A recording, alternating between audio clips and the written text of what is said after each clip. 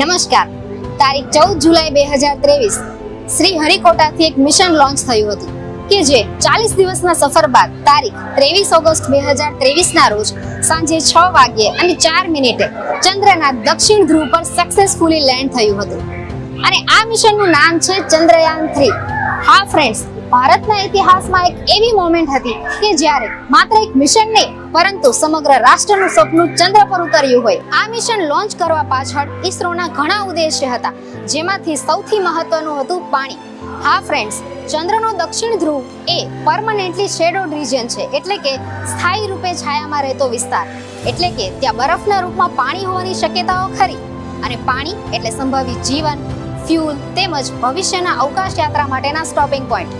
આ ઉપરાંત ચંદ્રના દક્ષિણ ધ્રુવ પરના ખનિજ તત્વોની માહિતી મેળવવી તેમજ સાથે સાથે ભવિષ્યના મિશન્સ માટેના સટીક અને સલામત લેન્ડિંગ ટેકનોલોજી વિકસાવવી જેવા ઉદ્દેશ્ય આ મિશનમાં સામેલ હતા. તેમજ આ ઉદ્દેશ્ય એ ચંદ્રયાન મિશનમાં સામેલ પેલોડ જેવા કે વિક્રમ લેન્ડર અને પ્રજ્ઞાન રોવર પ્રપલ્શન મોડ્યુલ આ પેલોડના અદ્ભુત કાર્યથી હકીકતમાં પરિણમ્યા અને આમ ભારત ચંદ્રના દક્ષિણ ધ્રુવ પર પહોંચનારો વિશ્વનો પ્રથમ દેશ બન્યો તેમજ ચંદ્ર પર પહોંચનારો ચોથો દેશ બની ગયો. ચંદ્રયાન-3નું સફળ લેન્ડિંગ એ દરેક ભારતીય માટે ગર્વ લેવા જેવી વાત છે.